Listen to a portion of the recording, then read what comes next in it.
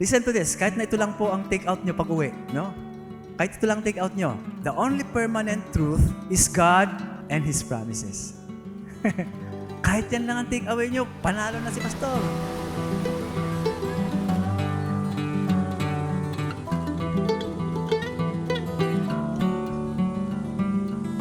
Alam nyo, na-miss kong mag-preach. Akala mo, ang tagal ko hindi nag-preach.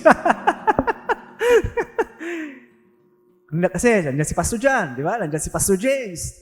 Di ba? Tapos Pastor Ed, Pastor Vino. Nako, na-miss ko tuloy. Anyway, good morning, Ohana.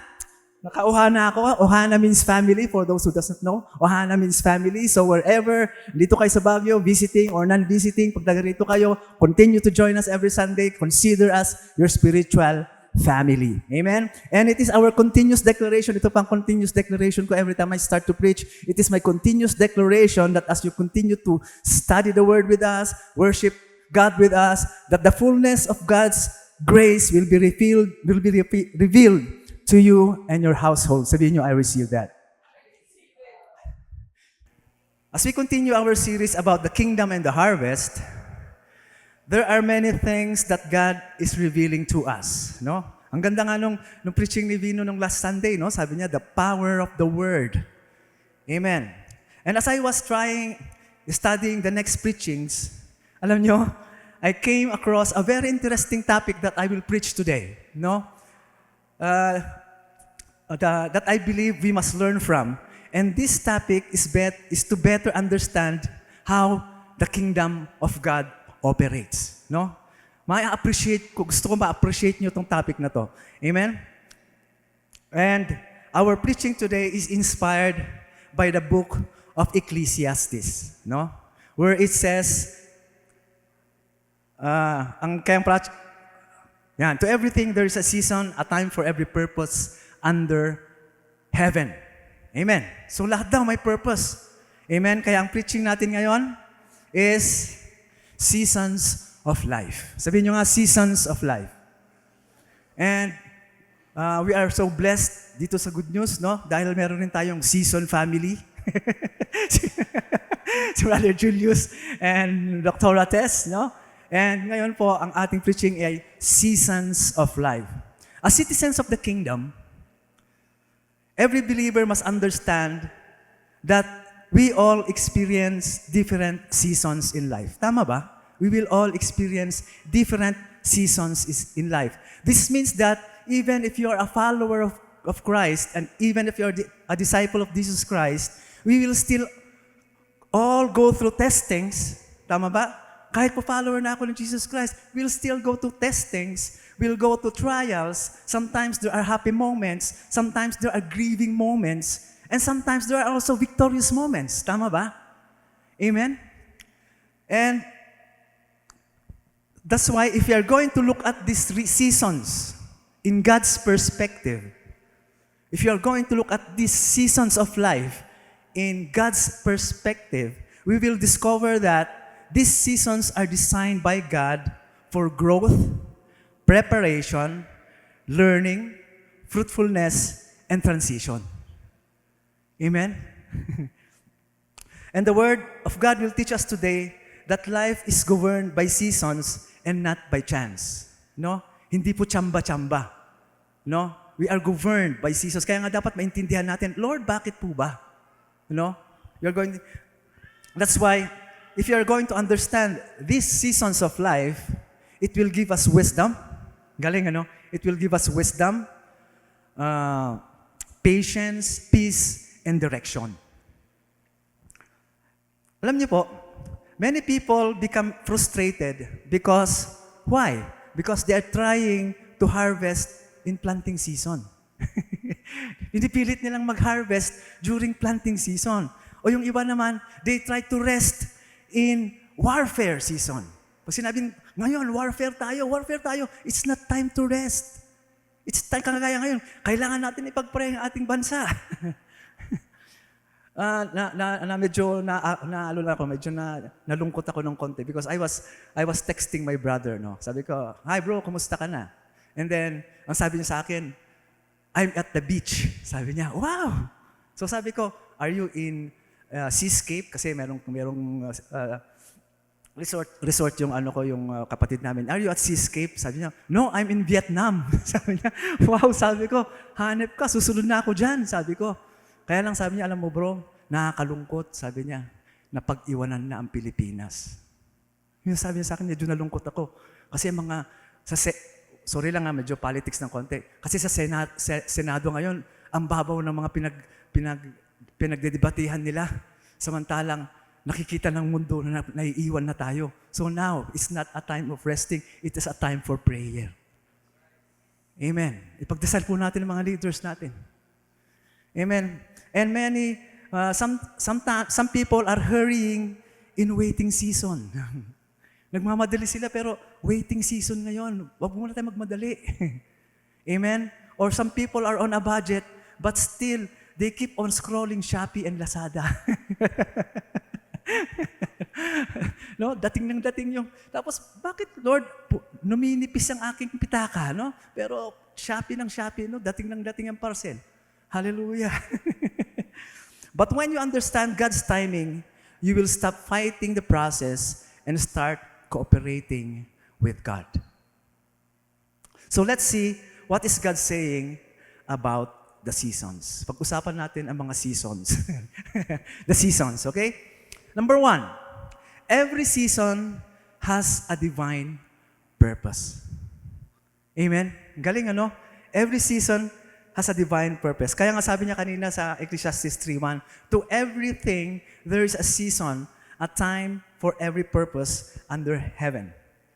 God will never waste a season in your life. Walang sayang. If you understand that, walang sayang sa Diyos. Sabi nga one pastor said, when purpose is known, pag alam niyo po yung purpose niyo, sabi niya, endurance becomes possible. Ibig sabihin, pagka alam mo ang purpose mo, ay, kaya ko pa pala nagdadaanan to, alam ko, I'm being prepared. Amen. Pastor Vino, last Sunday, talked about the power of the Word.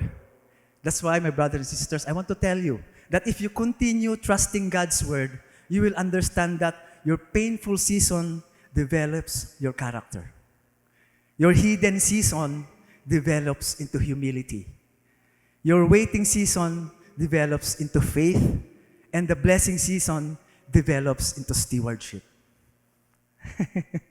Amen? Listen to this. In God's kingdom, purpose is more important than comfort. In God's kingdom, ulitin ko, purpose is more important than comfort. What am I saying?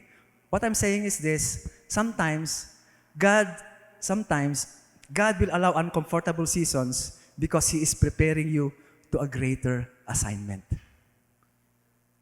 Now, sasabihin ko, totoo ba yan, Pastor? The greatest example is Jesus Christ. He left the comfort of heaven. Siya ang hari ng langit. He went down to earth because He has a greater assignment. Actually, when He was praying in Gethsemane, nung He was fully man, nung nararamdaman niya yung state niya as fully man, no? At nakikita niya na talagang mamamatay siya physically. Sabi niya, Lord, sabi niya sa tatay niya, Lord, if possible, take this cup away from me, sabi niya. Di ba? Lord, pwede ba? Parang masakit yata mamatay. Pwede ba? Pass muna. Pero, naalala niya yung kanyang greater assignment. But Lord, not my will, your will be done.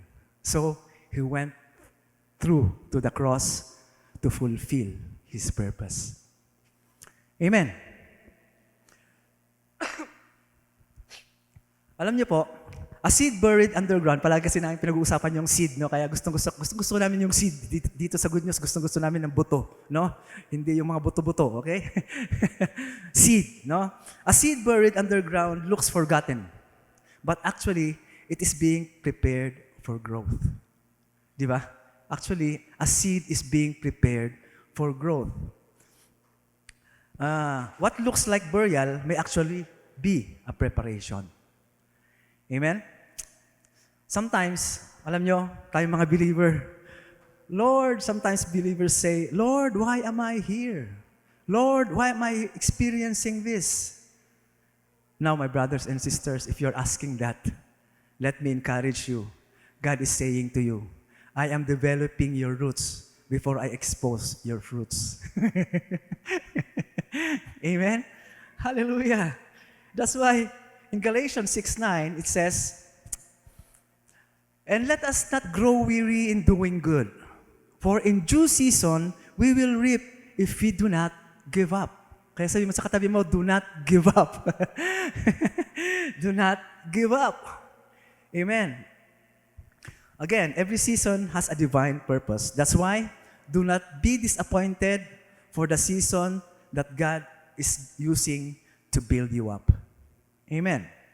Number 2. Ang galing, no? Ang galing nito. Gustong-gusto ko to eh. Sabi mo nga, seasons change. So never give up because seasons are temporary. Amen. Seasons are temporary. Winter will not stay forever, no? Actually, pagka naka-winter na, alam mong susunod na ang spring, and the spring will give way to summer, and then summer will give way to autumn or fall, di ba? Temporary lang yan. Many people quit because they think their current season is permanent. Hindi po. Amen? Hindi po. If you are currently experiencing some of life's challenges, I want to tell you this, that is temporary. Amen? That is temporary. Kaya nga, tayo mga Pilipino, maganda yung ating statement, no? Pagka kinumusta mo yung kasama mo pagka medyo malungkot ang mukha, ang sasabihin niya, bro, kumusta ka? Bakit lukot-lukot ang mukha mo? Di ba? Sasabihin niya, may pinagdadaanan kasi ako eh. Di ba? Mabuti nga, pinagdadaanan lang. Kaya pag sabi mo may pinagdadaanan, bro, wag kang tumira dyan. Dumaan ka lang. Dumaan ka lang. No? Pinagdadaanan mo lang yan. Wag kang tumira dyan. Hindi yan ang permanent address mo. Daan ka lang. Pass through. Amen. Kaya, tell someone, katabi mo, bro, kapatid, ganun mo yung kapatid, kapatid, season 1 lang yan. A new season is coming. Amen.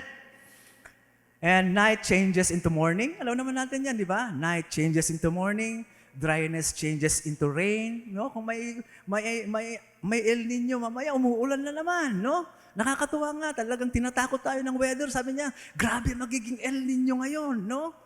Kaso, kinakabahan ako kanina dahil mamaya magbubuhat kami, umuulan. Lord, walang ulan mamaya. Amen. Hallelujah. Even the Lord Jesus experienced seasons, no? Si Jesus Christ, meron siyang hidden season, no? Meron po siyang hidden season. He was mentioned in the Bible when he was 12 years old. And then, yung 13 years old hanggang 29, walang record. Yun po yung hidden season ni Jesus Christ in Nazareth. No? Hidden season yan. Tapos, meron siyang ministry season. Ito naman yung talagang grabe. Season ng Panginoon. Diyan siya sumikat. Ang dami niyang ano ba yun? Ang dami niyang pinagaling. Ang dami niyang pinakain. Di ba? Gumawa ng mga milagro. Yan yung kanyang ministry season. Tapos, nagkaroon siya ng suffering season. Di ba? May suffering season siya. And then, the greatest, the resurrection season. Amen. So, ibig sabihin, if Jesus went through these seasons, believers will too. But don't worry. Season lang yan. Amen. Kaya nga, seed na naman. Okay, seed na naman. A farmer who digs up his seed every morning to check if it is growing, it will never have a harvest. No? Kaya mo, nagtanim ka ngayon, bukas, hukayin mo na naman. May roots na kaya? Tatabunan mo ulit. Bukas na naman, hukayin mo na naman. If you keep digging the seeds, there will never be a harvest. Some Christians pray on Monday, no? Lord, I trust you. Lord, I trust you. But by Wednesday, Lord, where are you? Lord, where are you? Faith means trusting God while the seed is still underground. Amen? Your current season is temporary, but God's promise is eternal. Number 3, maganda to. different seasons require different action. Eh, totoo naman to, di ba? Di ba? Kung titignan mo yung buong Ecclesiastes 3, sabi niya, there is a time to be born, there is a time to die, there is a time to plant, a time to pluck up, a time to kill, a time to heal, break, di ba? Iba-iba. Amen. There is a time to plant, sabi niya, to uproot, to mourn, to dance, a time for silence, and a time to speak. And that's why wisdom is knowing what season you are in. Amen? Listen to this. Sabi nila, many people fail not because they lack talent. No? Hindi po kulang kayo sa talent or sa ability. But they fail because they miss to understand that different seasons need different responses. Amen. Hallelujah. What works in one season may not work in another. Sometimes God says, move. Pag sabi ng Panginoon na move, let's move. No? Pag sabi ng Panginoon na wait, let's wait. Fight, let's fight. Pag sabi ng Panginoon na rest, then let's rest. Pag sabi niyang learn, then you learn. Okay, may nakalagay na illustration dito. Sabi niya, you cannot wear winter clothes during summer. Di ba? You cannot wear winter clothes during summer. In the same way, you cannot use yesterday's strategy for today's assignment. No? Baka iba na. No? Let go of your encyclopedia. Sabi nga namin eh. Di ba dati, ang encyclopedia, pag encyclopedia ka, yaman, encyclopedia eh. No? Ilang volumes, no? Colliers, grabe, no? Ngayon, sino pa ang nag-research sa encyclopedia? Ma-update pa ba yun? Hindi na update, di ba? Kaya let go of your encyclopedia. Use the internet. Amen? Hallelujah. Discernment is the ability to recognize God's timing. In Genesis 8:22, sabi ng Panginoon, seed time and harvest shall not cease. Ang ibig lang sabihin ng Panginoon, no? There will always be a seed time and a harvest time. Amen? It will not cease, sabi niya. And harvest does not begin in harvest season. Listen to this. Harvest does not begin in harvest season. Harvest begins in planting seeds. Doon pa mag-i-start ang harvest mo. Di ba ang farmer, pagka nagsabog na siya ng, rice, no? Yung rice. Alam niyo, ang farmer, pag sinabog niya na yung binhi niya, no? Hindi na yan mag-worry. Ang isip niyan, 4 months ahead na. Dami akong haanihin. Di ba? Kaya nag-plan siya eh. Kaya 4 months na yung kanyang isip. Dahil alam niya na nagtanim siya, ang sa isip niya, harvest time. Amen. Hallelujah. So, what are we planting today? Prayer today becomes strength for tomorrow. Discipline today becomes influence tomorrow. Faithfulness today becomes promotion tomorrow. And your obedience today can become someone's salvation. Amen. Alam niyo po, ang palagi namin ginagamit na illustration po ito, no? Yung eagle, no? An eagle, there is a time of molting. Pag sinabi lang there's a time of molting, yung mag-shed siya ng kanyang feather, yung kanyang tuka, no? Mahuhulog. Pero alam nyo, pagkatapos ng molting season, the eagle flies higher. It soars higher. Amen. Kaya gano'n rin po tayo, those who wait upon the Lord. Hallelujah. And number 4, last point, God is Lord over every season. Now, listen to this. Kahit na ito lang po ang take-out nyo pag-uwi, no? Kahit ito lang take-out nyo. Listen with me. Repeat with me. The only permanent truth, come on, is God and His promises. Kahit yan lang ang take-away nyo, panalo na si Pastor. The only permanent truth is God and His promises. Bakit gusto kong ito ang tinatayuan nyo? Kasi, kung sinasabi natin that God is the Lord of every season, ibig sabihin yan, kahit na season, anong season ka pumunta, kung alam mo na He is God over all the season, at God's permanent, ang kanyang mga promises, panalo ka na. Everything, all things work together for good to those who love God. Sabi niya in Philippians 1:6, sabi niya nga and I am sure with this, He who began a good work in you will bring it to completion at the day of Christ. Ibig sabihin yung pag-mold ng Panginoon sa character ninyo, hindi kayo bibitinin. No? Tama na, kalahati lang, 50%. Nagbabuffer ka lang. Kumpleto po yan, 100%. He who began a good work in you will bring it to completion. Thank you, Lord. Thank you, Lord. God is not only the God in harvest seasons, He is also God in the wilderness season. Kaya nga, na-acknowledge ni David to Sabi niya, even though I walk through the shadow of the valley of death, I will fear no evil, for you are with me. No? So, hindi lang siya God of the harvest, He is also the God of the wilderness season. He is also the God of the grieving season. Pag you are sorrowful, you are grieving, just offer niyo sa Panginoon, no? Sabi nga niya, weeping may endure for a night, but joy comes in the morning. Hallelujah. He is also in the silent seasons, and she is also the God of the rebuilding seasons. Alam niyo po, the world values visibility, no? Tayo po, no, pagka ang gustong-gusto natin yung parang politician style, the world values visibility. Yung gusto natin nakikita, yan pang value ng mundo, visibility. Pero popularity does not always mean qualification. No? Popularity does not always mean qualification. But God, sabi ko, the world values visibility, but God values preparation. Alam niyo kung bakit? Jesus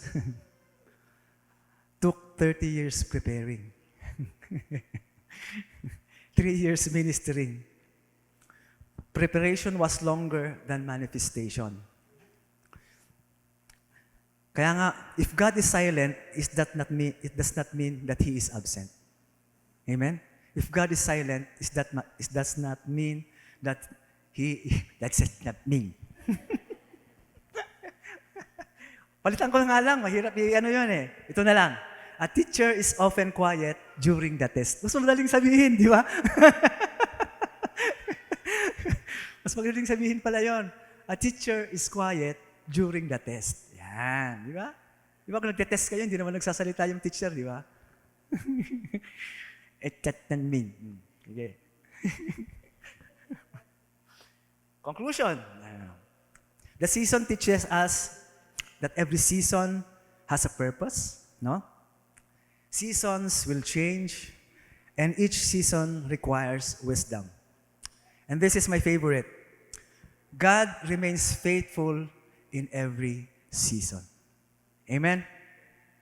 He is God of all seasons, therefore, I will trust Him in all my seasons. Amen? Tapos, grabe to, may closing challenge pa. Ask yourself, now, what season am I right now? No? Lord, what season am I right now? What is God trying to teach us? No? Am I resisting the process or embracing it? Ngayon na naintindihan na natin tong seasons na to, no? Kung ano man ang mga seasons na pinagdadaanan nyo, no? I want to assure you, God is the God of all seasons. Amen? If you are in a season of blessing, give thanks. Sabihin niyo nga, give thanks. If you are in a season of waiting, remain faithful. Sabi nga kanina, don't be weary in doing good. No? Remain faithful. If you are in a season of difficulty, remember that God has not abandoned you. The Lord who appoints the seasons also guides His children through them. Amen. Because when you understand your season, you stop complaining and you start growing and you start trusting. Amen? Now, naintindihan na natin, no? Lord, kahit pala sa anong mga seasons ng aking buhay ngayon, I just want to trust you because you are the truth, you are permanent, and your promises are always there. Yan po ang pinanghahawakan natin ngayon. The only permanent truth is God and His promises. Amen? Lord, help us discern our seasons. Teach us patience in waiting, courage in battle, humility in growth, and gratitude in harvest. Lord, I declare to our Ohana, to our family, that every season will produce kingdom purpose in their lives. In Jesus' name. Amen. Hallelujah. Now I want you to stand. And as I always request, pagka nagdi-declare ako sa inyo, I want you to lift your hands up. Lord, gusto ko yan. Lord, gusto ko yan. Hallelujah. May the God of all wisdom grant you understand to recognize the seasons He has appointed for your life.